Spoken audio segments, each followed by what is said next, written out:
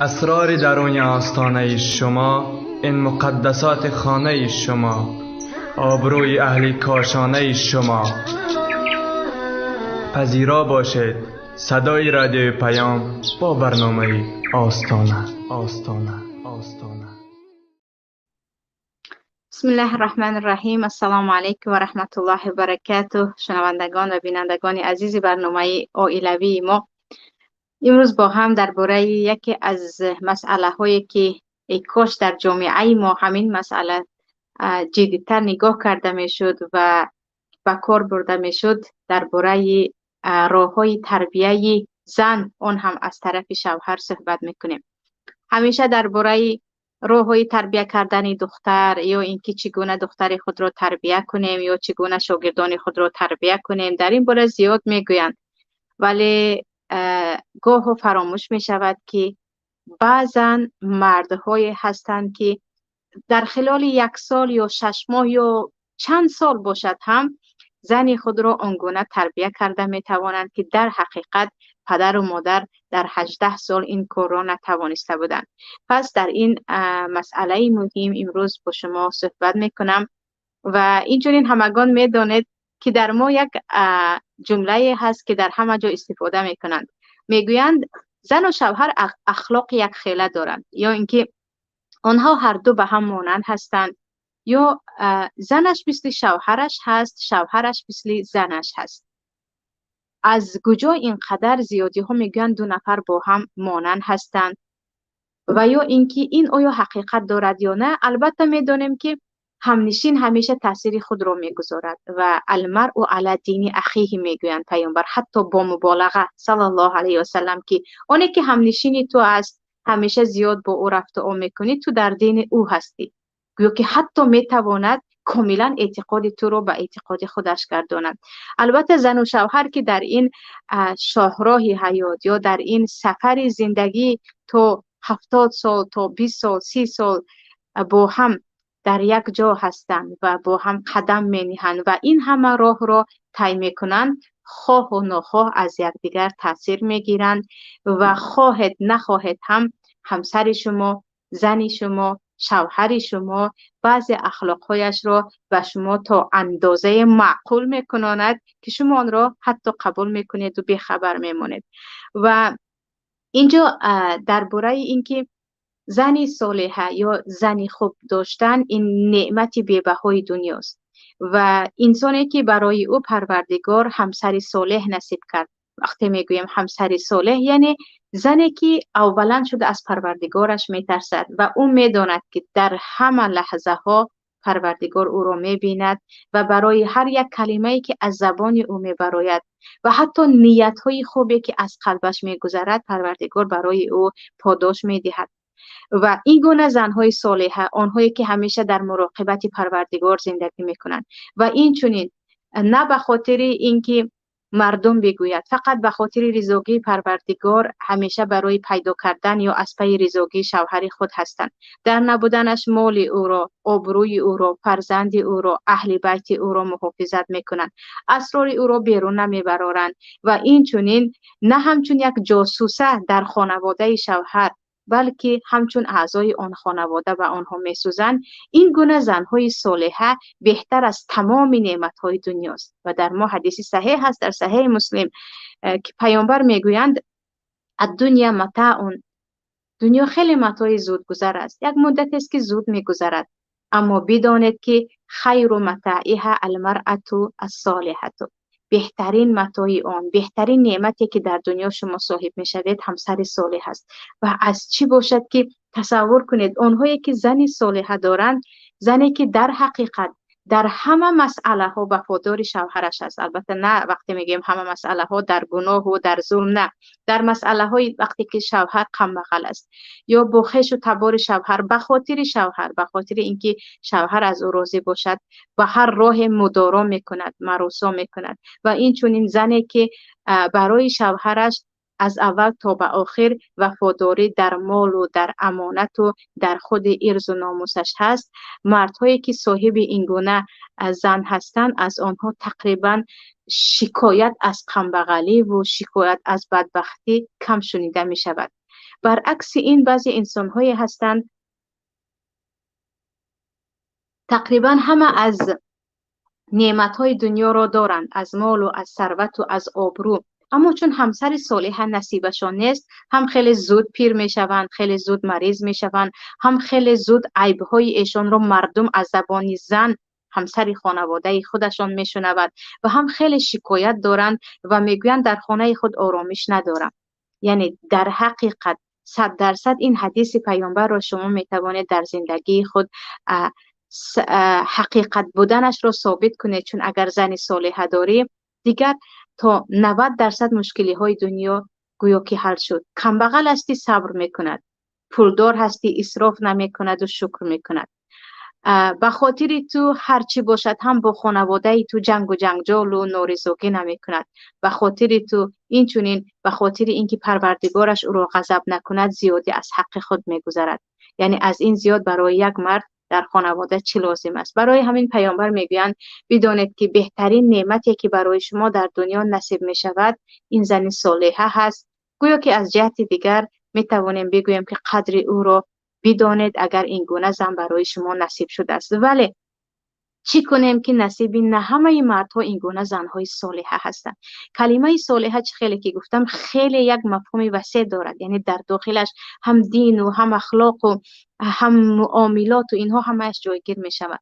ولی قسمت نه همه مرد زن صالحه هست و هر یک مرد برای خود علل خصوص مردهای صالح، چون الطیبون للطیبات، مردهایی که خبیث هستند اخلاق پلید دارند آنها از پی زنهای صالحه هم نمیگردند، اما مردهایی که در حقیقت مردهای نکوکار هستند، مردهای صالح هستند، آرزویشان رسیدن به یک زن صالح هست که زندگی آنها تباه نگردد. ولی این در شرایط همین روزه، در جامعه امروزه جهانی، در تاجیکستان هم بیرون از تاجیکستان هم با این سطح کیهانی و پیشرفتن اخلاق بد که مردم سال از سال گویا که اخلاق از ایشان گرفته شده ایستاده است، سال از سال تقریبا هم دروغ و هم هزار یک گناه های دیگر پهن شده ایستاده است. هر یک جوان و یا هر یک مرد نمی تواند صاحب زنی صالحه باشد و در این وقت چی کار میکند؟ می بینیم که در این مسئله، در مسئله وقتی به زنی صالح نصیب نگشتن مردها به چی کارها دست میزنند؟ پیش از همه زیاد میشنوید، خیلی زیاد میشنوید مردهایی که میگویند چیکار کنم که همیشه دروغ میگوید. مردهایی که میگویند، یعنی شکایتشان به گوش همه تقریبا میرسد، به دوستی خود، به همسایه خود، به همکاری خود یا به خویش و تبار خود، که البته این هم درست نیست که درباره‌اش صحبت میکنیم. میگویند دروغ زیاد دارد، یا دزدی میکند، یا اسرافکار است، یا خانواده مرا همیشه اذیت میکند، یا اینکه خود مرا نافرمانی میکند، یا اینکه میگویند حتی به خیانت میرود، من بیخبر هستم و تربیت فرزندم را نمی کند، یا به خانه اونقدر بی اهمیت است، روز تا شام در سر تلفن است، یا اینکه اینقدر متکبر است که بجز خود کسی دیگری را نمی بیند. یعنی این گونه شکایت ها خیلی زیاد شنیده می شود. گفتم می توانیم بد اخلاقی زنها یا زنهای ناصالحه، البته مردهای بد اخلاق هم هستند، چون موضوع درباره تربیت زنها هست، نمیخواهم به اون موضوع دیگر الان بگذاریم و این مسئله در یک طرف بماند. انشاءالله در برنامه های دیگر در این باره هم طرز برخورد با شوهری بد اخلاق صحبت میکنیم که زن چی کارها میتواند بکند. اما اینجا که درباره زن است، من زیاد میخوام در همین باره صحبت کنم.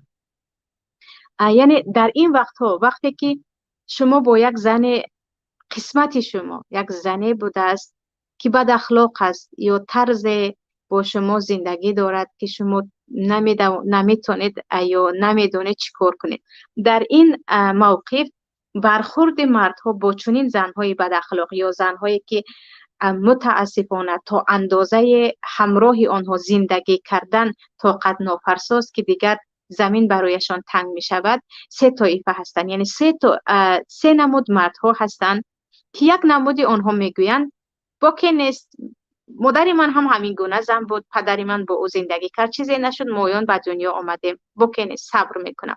یعنی یکم طایفه مردها با این گونه زنها قبول میکنن این گونه زنها را و صبر میکنن. که البته این رو گفته هم میتوانیم که این تماما بی‌مسئولیتی است. وقتی شما گفتید من کار ندارم، جنگ و جنجال میکند، بعضا دزدی میکند، بعضی حتی مرا دشنام میکند، عصبی هست، هر چی باشد هم همین گونه با او من صبر میکنم، زندگی رو دوام میدهم، نمیخوام عائله‌ام ویران شود و برای او را اصلاح کردن هم هیچ کار نمیکنم، برای اون که من میدونم که این گونه زنها اصلاح نشدنی هستند. یعنی این گونه مردها رو میتوانیم بگوییم از مسئولیت میگریزند با بهانه صبر. یعنی گویا که من صبر میکنم، اما از مسئولیت این گریختن است که من صبر میکنم. گویان یک زنی بد اخلاق رو شما تحمل کنید و اون زن مادر است و مادر می شود و چی انتظار هستید از یک بد اخلاق که آیا از او چیزی دیگری به دنیا می آید؟ زی گندم و زی جو می روید، می بینید که از او چی می شود. برای همین این از مسئولیت گریختنی بر علا هست. طایفه دیگری مردها هستند که کمی محاوله میکنند در اولین سالهای ازدواج، حتی در اولین ماه یا حتی سال دوم هم بعد از این راه طلاق رو پیش میگیرند و میگویند من کمی کردم یا من حرکتم رو کردم نشد، من طلاقش میدهم. و همین گونه مردهایی که به خاطر اخلاق بد یا بعضی از مشکلی های زن رو زود طلاق میدهند یا تمام چاره ها رو ندیده اولا حل آنها طلاق است، شاید تا آخر عمر تا 10 تا هم زن بگیرند. یعنی مردهای ضعیفی که نمیتوانند اصلاح کنند و پی در پی زن رو دیگر کردن میگیرند. شاید نصیب شما خیلی زنی بد اخلاق بود، فرض بود که شما او رو طلاقش دهید که طلاق مشروع است، دویمش رو گرفتید، اما در یکم موفق نشده، در دوم هم نشده، در سوم هم نشده، در چهارم هم نشده، همین تب رفته ایستاده است و شما دیگر زن رو تغییر داده میگیرید، انا اینش دوز برآمد، اون دروغگو برآمد، اون اخلاق دیگر داشته است. پس اینجا مشکلی لابد در شما است که شما نمیتوانید مشکلی ها یا این خطاگی ها رو اصلاح کنید و از پی آرمان های خود هستید که این گونه زنی تماما بی عیب رو در دنیا پیدا کرده نمی شود. اما طایفه سیوم مردها هم هستند که قلیل من الاخرین، چقدر کم هستند در زمان ما.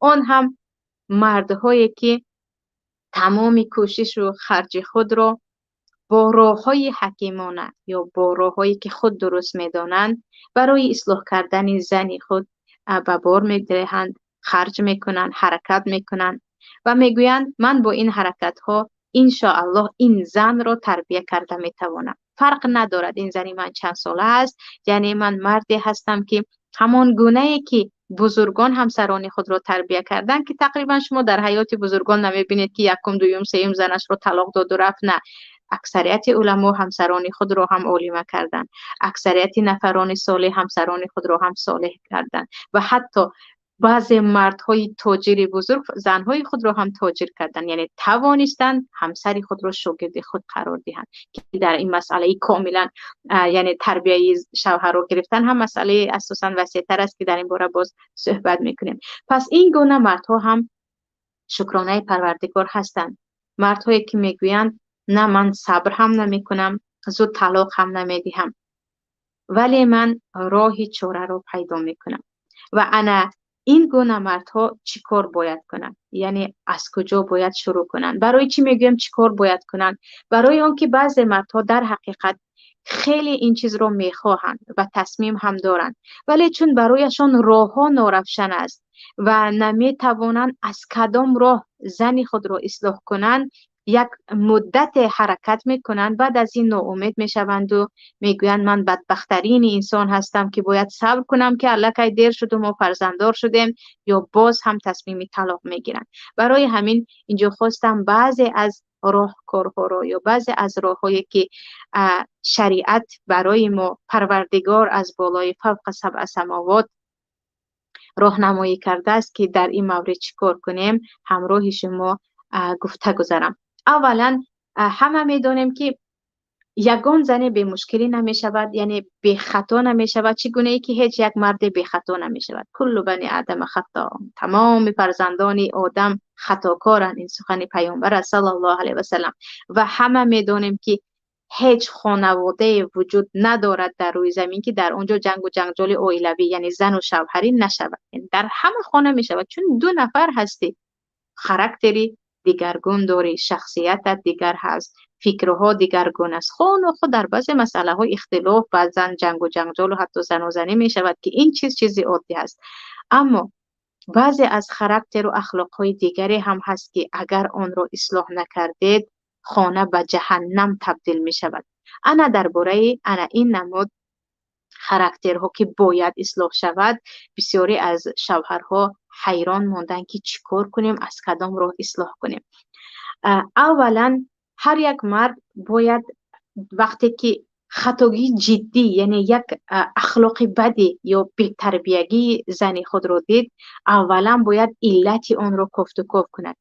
یعنی سبب چیست؟ مثلا دزدی هست، سبب چیست که این همسر من دزدی میکند؟ یا اینکه مشکلی جدی با خانواده شوهر دارد، یعنی خیلی خشتامنی خود را اذیت میکند یا بدش میبیند یا شوهر خود را از یگان جهت خیلی اذیت، یعنی در اینجا چی است؟ چرا این کارو میکند؟ علت چی است؟ یا اینکه دروغ میگوید، یا اینکه تماما به تازگی خانه نگاه نمیکند، یا اینکه به تازگی خودش نگاه نمیکند. عموما علت را باید شوهر بداند، برای آنکه میدونیم که طبیب اگر یک بیماری را تشخیص نکرد او نمیتواند درمان نویسد برای بیمار و آن بیمار را معالجه کند. بد اخلاقی هم بیماری هست، بیماری های روانی، یعنی تمام اخلاق های بد داخل میشوند ضمن بیماری های روانی و این بیماری رو تا زمانی که علتش رو نفهمیدید شما معالجه کردن نمیتوانید. بعضی مردها میگویند زنی من اگر شما دیدید نمیتوانید نزدیکیش بروید، زنی من زنی هست که زنهای دیگر رو دیده هوس میکنید، اما زنی من رو دیدید خیلی مثلا به خود نگاه نمیکند. اما بیخبر هستند که شما برای او وقت نمیدید که به خود نگاه کند. او یک چند فرزند دارد، او خانه و در وسیع شما رو باید روبیچون کند، او باید مهمان های شما رو گسیل کند و پیشواز گیرد، با هزار یک خیش و تبار دیگر شما هست. یعنی بالای یک زن این گونه مسئولیت ها رو همش رو بار کردن، باز انتظار هستند که زن مثل عروسک همش تعظیم شوهرش رو انتظار باشد، آماده باشد، در حالی که زن برای به گفت خودمون سرخوری وقت ندارد. در اینجا حتما باید شوهر بگوید که از این ساعت تا این ساعت من به خانواده صحبت میکنم یا من به کودکان نگاه میکنم، تو از پای خودت شو. یعنی اینجا مسئله وقتی به یک زن تماما وقت نداده، تمام امور خانواده رو بالای او بار کرده، باز از او چیزهای دیگر انتظار شدن عموما منطقی نیست، چون خواه نخواه جسم انسان که دیگر روبرت نیست و خسته می شود و به خود نگاه کردن نمی تواند. بعضن میگویند خیلی بد اخلاق است، خیلی عصبی هست. شاید عصبی و بد اخلاقی او از خانواده‌اش هست، یعنی در همین گونه عائله او بزرگ شد. پدری بد اخلاق داشت، مادری بد اخلاق داشت، 18 سال در آن خانه بود. شما اون 18 ساله تربیه او را در یک سال نمیتوانید یا چند روز نمیتوانید دیگر کنید. باز باید همین گونه برای او وقت صرف کرد که او باید اون اخلاقهای خودش را چیکار کند، اصلاح کند. و بعضا میبینیم که از بیخوابی یا از اینکه وقت میگویند یا از حد از هر طرف برای زن مشقت و گپ‌های زیاد هست، او دیگر اعصاب خودش را از دست داده است و نمیتواند. در اینجا باید پیش از همه شوهر آیا از روی بی‌سوادی این کارها رو میکند یا از روی تربیه عائلویش این کار رو میکند، یا در حقیقت متکبر و خودخواهی هست که باید تربیه شود، یا اینکه خیلی خسته میشود و ما او رو به این روز آوردیم، پیشتر خیلی آرام بود الان این گونه شد. علت سبب ها رو کفت و کاف کند و به آن سبب نگاه کرده دیگر عمل کند. مسئله دیگر این است که مایان خیلی نمیدونم همه باشن از آنهایی که من اکثریت میشناسم و چون شکر پروردگار که با زیادی از خانواده ها در تماس هستم، زیادی ها از گفتنی بسیاری از خطاگی های همدیگر خجالت میشوند، علل خصوص در اولین سالهای ازدواج، یا اینکه وقتی که شوهر خیلی یک انسانی آبرودار هست و یا که زن، یعنی خطاگی یکدیگر رو دیده گفته نمیتوانند، بعدن آن خطاگی که دیدید و اصلاحش نکردید و نگفتید روز از روز تقویت می شود، بزرگ می شود و تا جای در خود زن جایگیر می شود که دیگر دیر می شود که آن رو اصلاح کرد. برای همین وقتی که شوهر یک خطاگی جدی رو یا یک خاراکتر خیلی خیلی دهشت رو در زن خود دید، مثلا دید که زیاد دروغ میگوید، دید که چیز دزدیده شده است، دید که غیبت زیاد دارد، یا اینکه دید که در این مسئله کارهای دیگر میکند، حتما باید یگان خیلی خجالت نشده، نه اگر گویم شرم دارد، نه من این رو چیکار کرده گویم، نه به من چی نگویان، همراهی همسر خود در این باره صحبت کند. و این رو هم باید بدونیم که صحبت کردن یا اینکه یک نفر رو اصلاح کردن که همین خطاگی داشته ای، من همین رو دیدم، باید این رو اصلاح کنیم که به آینده خودت هم ضرر دارد. چون این گونه اخلاق های بد یکم انسان رو خودش رو زیر زمین میکنن. شما در حیاتتون پیدا نمیکنید کسی که اون انسان بد اخلاق باشد و تاج سر مردم باشد. انسان های بد اخلاق همیشه زیر زمین هستند، اگر بای و دیگر همه چیز داشته باشند، هم مردم آنها رو خیلی با یک نظری حقیرانه نگاه میکند که میگه یک بد اخلاق بیش نیست که انا این خاراکتری بد دارد، انا این کارهای بد دارد. برای همین در این مسئله شوهر حتما، البته اگر شوهر خودش هم از اهل اصلاح باشد، که این گونه عملها رو فقط شوهرهای انجام میدهند که خودشان صاحب توفیق هستند و خودشان انسانهای اصلاح شده هستند. یعنی در این وقت المؤمن مرآت المؤمن، مؤمن آینه مؤمن است. چگونه که آینه وقتی گناههای شما رو میگوید، شما رو نمیزند، شما رو مسخره نمیکند، شما رو در پیش همه این کردی اون کردی نمیگوید. شما آینه رو میبینید، خطاگی های خود رو میبینید، اصلاح میکنید، از آینه نمیرنجید.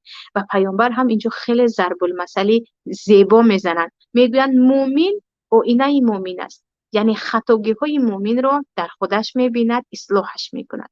برای همین شوهر هم حتما در اینجا همچون آینه، بدون تحقیر، بدون مسخره، بدون در نظر جمع، حتی در نزد فرزندها نباید مادر رو این خطاگی داشته دیگر نبینم، اگر دیدم یگان تهدید دیگر یا چیزی دیگر نکند. برای اون که زن هرگز اصلاح نمی شود. تصور کنید مردهایی هستند که عیبهای زنشان را به اینها چی گفته می شود؟ اینها اصلاح کارن یا فسادکار؟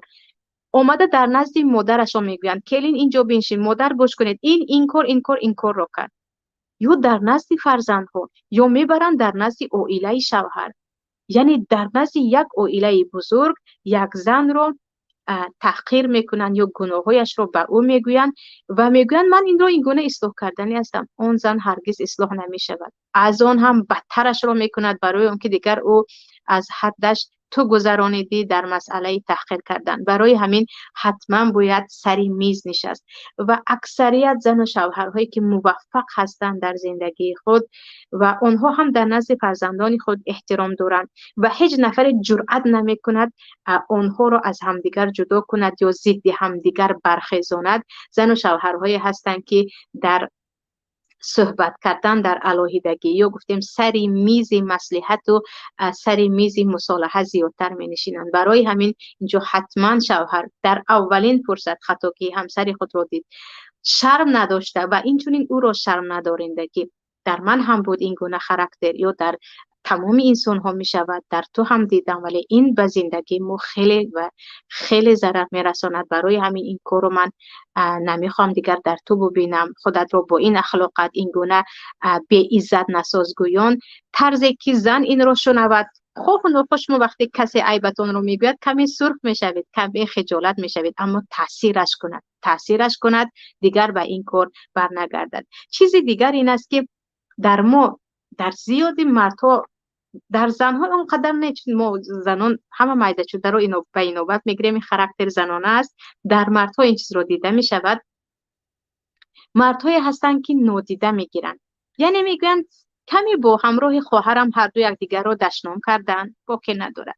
در خانه زیاد لعنت میکند فرزندان رو، باکی ندارد. عصبی هست، به همه چیز غضب میکند، باکی ندارد.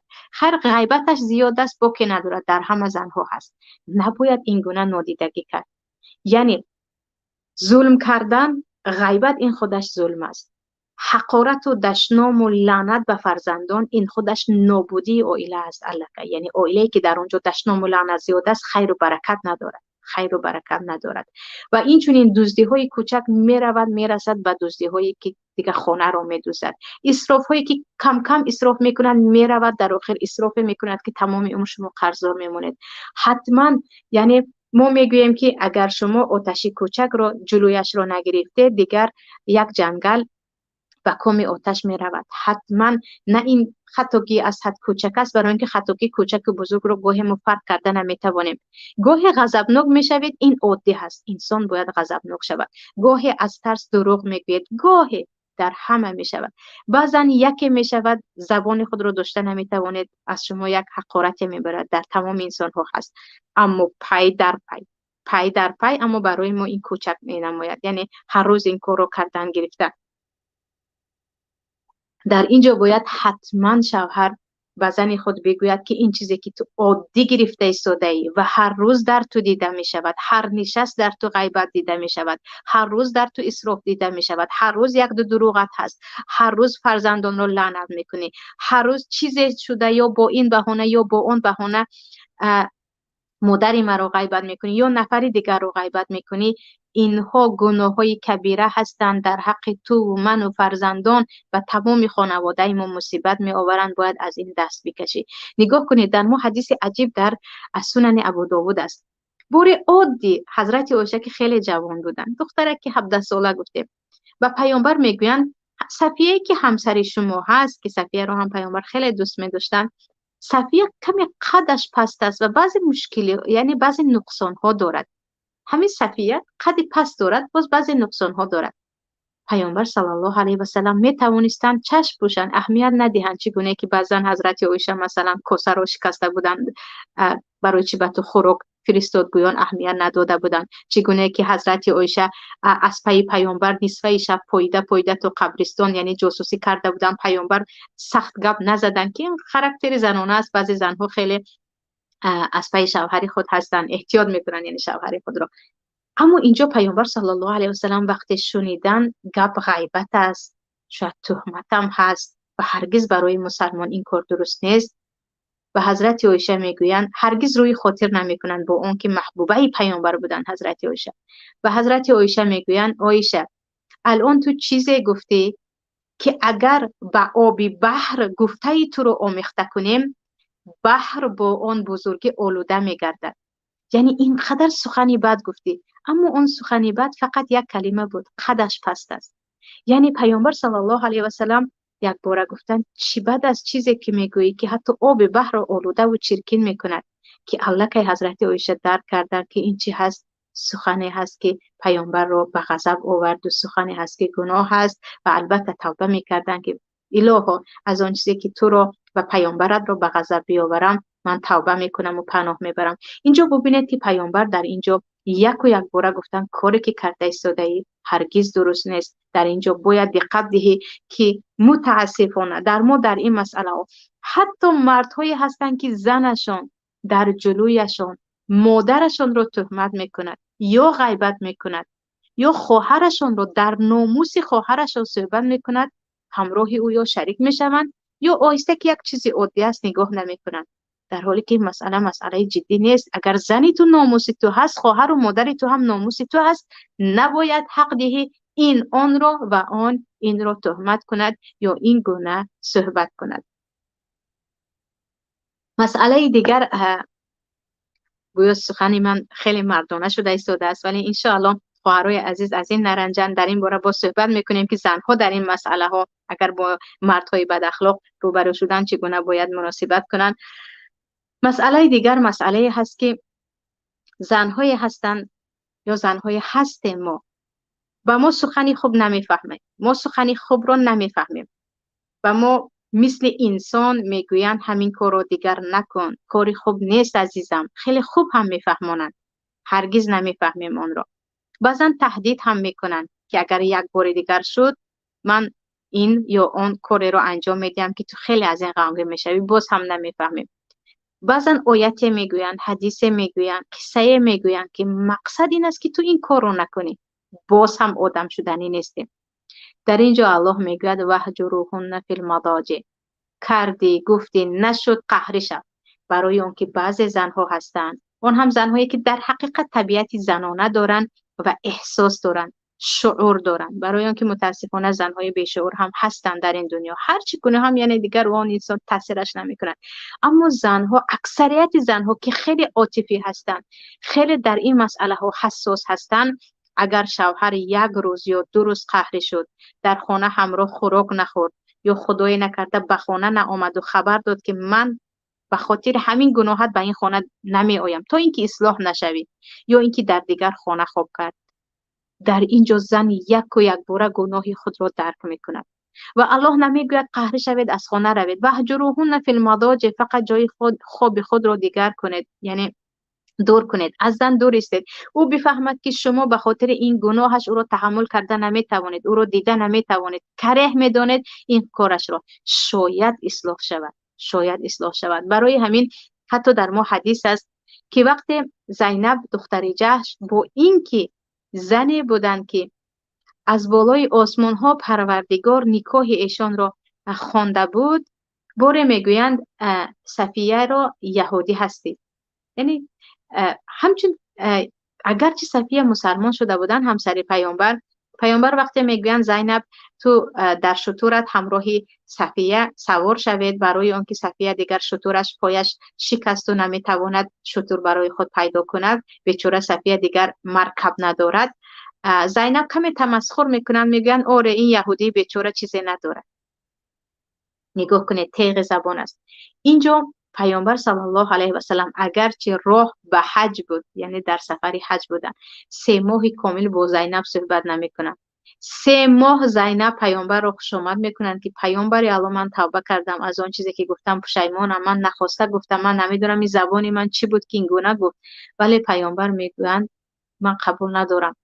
یعنی تو این اندازه تو یک زنی هستی که زنی مسلمان رو، زنی که مسلمان شد، راست او یهودی بود اما مسلمان شد، باز او رو طعنه میکنی که تو یهودی هستی. یعنی طعنه کردن در اسلام خودش حرام است و وقتی یک نفر رو طعنه میکنید، بدترین تحقیر این است که یک نفر رو با گذشته شما تحقیر کنید، طعنه کنید که این دیگر جسم و جان او رو، جسم و روح او رو یک باره زیر زمین میکند. پیامبر 3 ماه با یک زن قهری میشوند، به خانه‌اش تماما نمیروند و میگویند بگذار درس باشد برای او که بداند که نباید ما این گونه خواهر خود را، اگرچه او همسر دیگر شوهرت باشد، هم این گونه تو طعنه کنی، از گذشته است و از جهت دیگر تهمت هم هست که باز هم این یهودی هست. یعنی بعضا میشود که مردها به جز راه قهری که دیگر راهی نیست که اصلاح کنیم، اما این برای زنهایی که با شعور هستند. خیلی برای اینکه بعضی زنها فرق ندارد، خوب از قهری است، باز هم کاری خودم رو، همون خاراکتر خودم رو دوام میدهم، گویان اهمیت نمیدهند که جزای این زنها چیز دیگر است که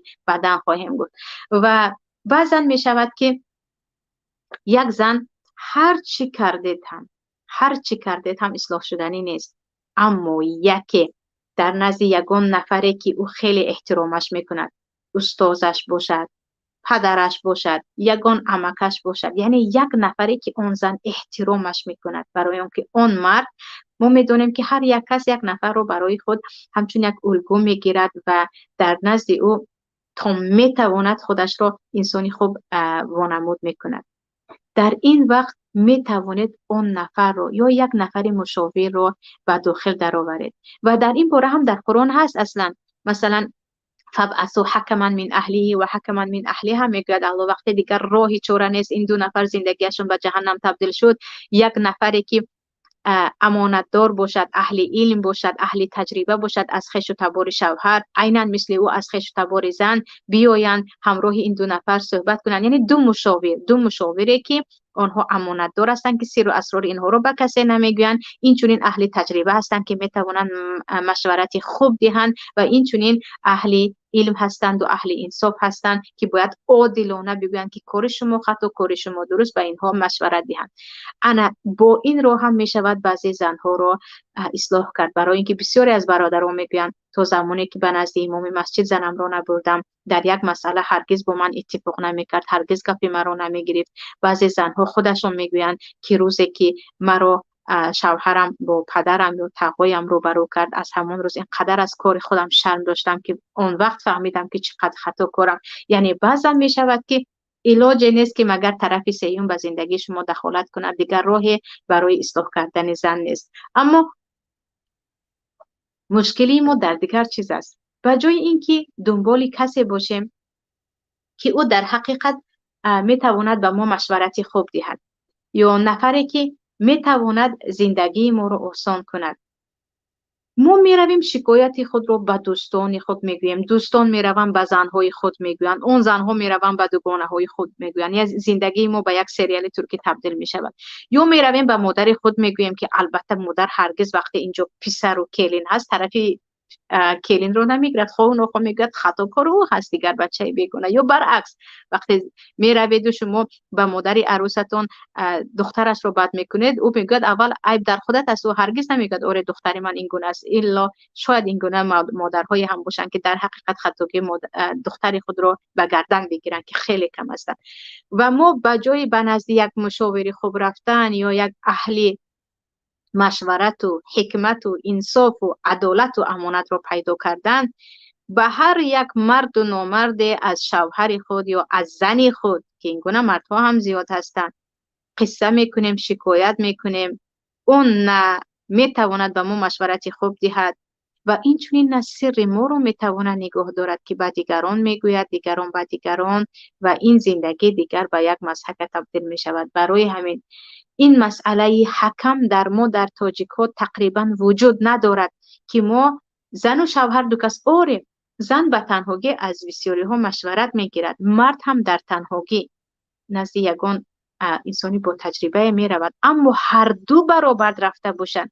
برای اون که این عموما به انصافی است که تو فقط هر چیزی که در خودت هست بگویی و فتوا بگیری و مشورت گیری و اون طرف مقابلت رو یا همسرت رو گوش نکرده الکی قضاوت کند که اوری او خطاکار است شما درست کار هستید، یا برعکس. اینجا باید هر دو باشند و الله میگوید هر دویتون دو نفری که از خانواده هر دو هستند اگر خش نباشند هم فقط نفرانی که دو نفر میشناسید، یعنی برای خود انتخاب کردید، بنشینید مشورت دهند، اونها بگویند که شما چیکار کرده میتوانید. وگرنه شاید که زندگی با بعضی از زنهای بد اخلاق دوام دادن گیرد و روز از روز به مصیبت تبدیل شود. اما بعضا می شود که هیچ علاج نیست، که بسیاری هم میگویند من 7 سال عمرم گذشت، مویهایم سفید شد، مویهایم ریخت، دیگر مادرم رو از دست دادم، خویش و توارم رو از دست دادم، با بسیاری ها قهری شدم به خاطر اخلاقهای بد زنم. ولی نشد، روز از روز و بدتر می شود. علل خصوص بعضی زنهایی که اولا شده از الله نمی ترسند. عزیزان این باید شعار زندگی مسلمان باشد. کسی که از الله نمی ترسد او روی خاطر هیچ چیز رو نمی کند. اگر تو از الله شرم نمی کنی تو هر کاری میخوای میکنی. اگر در نزد مردم شرم میداری، مردم از چشم تو غیاب شدن، در تنهایی همه کار رو میکنی.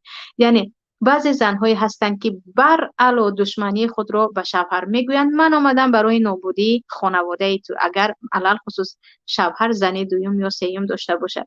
یا اینکه میگویند چی کار خواهی کن من همون گونه که هستم میمونم، من تغییر نمییابم. یا اینکه اینقدر طلبات ها دارن که شوهر اونها رو هرگز همش رو برآورده کرده نمیتواند. یا اینقدر مناسبتی بد با پدر و مادر شوهر دارد که پدر و مادر دیگر برای فرزند خود هم بیگانه می شوند و سبب قطع صله رحم می شود، که در این باره هم باید صحبت میکنیم. در باره زنهایی که سبب جدایی مادر از فرزند و خواهر از برادر و اینها می شوند، یعنی زنهایی که می آیند و شوهر خود را از این همه عزیزان خود دور میکنند، یا برعکس مردهایی که زن خود را از خویش و تبارش کاملا محروم میکنند، که در این باره حتما ان شاء الله صحبت میکنیم. پس وقتی همه راه ها رو دیدید اصلاح نشد، اصلاح شدنی هم نیست، بوی امیدی نیست، در اینجا بیهوده الله طلاق را مشروع نکرده است. آخرین نکته است، یعنی به آخرین خط آمدیم و دیگر راهی نیست و او را باید طلاق داد، که دیگر راهی چاره نیست. که این گونه زنهای اصلاح نشدنی علل خصوص بعد از 2-3 سال زندگی چاره اشان فقط طلاق دادن است، که بگذار بروند مثل خود یک بد اخلاقی را انتخاب کنند. برای یک مرد مسلمانی خوش اخلاق صالح با این گونه زنها زندگی خود را هدر کردن هرگز ارزش ندارد، چون عمر خیلی کوتاه است و باید بجز این مشکلی های خانوادگی که خیلی که گفتم، اگر زنی بد اخلاق است، اگر صالح نیست، دیگر خانه به جهنم تبدیل می شود. مرد هیچ پیشروی کردن نمی تواند در خانه که این گونه زن دارد. این بود عزیزان موضوع امروزه ما درباره راه‌های اصلاح زن. ولی در آخر به برادران عزیز و پدران مهربان به هموطنان عزیزی که صدای ما رو میشنوند یا خواهرانی که صدای ما رو میشنوند رسانیدنی هستم به تمامی برادران عزیز که بدونیم که زیادی ما خود در حق خویش و تبار زن ناحرمتی میکنیم، ولی از او احترام رو انتظاریم. به زن اهمیت نمیدهیم، میخواهیم زن ما به ما اهمیت دهد. برای وسیع شدن دایره علمی زنمان، برای شناخت پروردگارش، شناخت دینش و اینچنین پیشروی در زندگی کردن که پیشروی در زندگی با بیسوادی هرگز نمی شود، هیچ حرکت نمی کنیم. هرگز برای او فرصت نمی دهیم که برای خود 1 ساعت را جدا کند، کمی در علم و در تقدم و در پیشروی شریک شود و او این فرصت ها را نمی دهیم. باز انتظار هستیم که برای ما خانه بسازد، برای ما در کاشانه امان یک جنت رو بنا کند که هرگز نمی شود. حتما باید در این باره همراه زن خود باشید، احترامش کنید، احترامتان میکند. انشاءالله اگر این زنی با وجدان است، اهل عائله او رو عزت کنید، او هم عزت میکند. برای او وقت جدا کنید، او هم برای شما وقت جدا میکند. برای او فرصت پیشروی و طلب علم رو دهید، میبینید که فرزندان شما رو عالم بزرگ میکند. تا برنامه های دیگری ما در پناه الله یگانه باشید. السلام علیکم و رحمت الله و برکاته. اسرار درون آستانه شما، این مقدسات خانه شما، آبروی اهل کاشانه شما. پذیرا باشید صدای رادیو پیام با برنامه آستانه.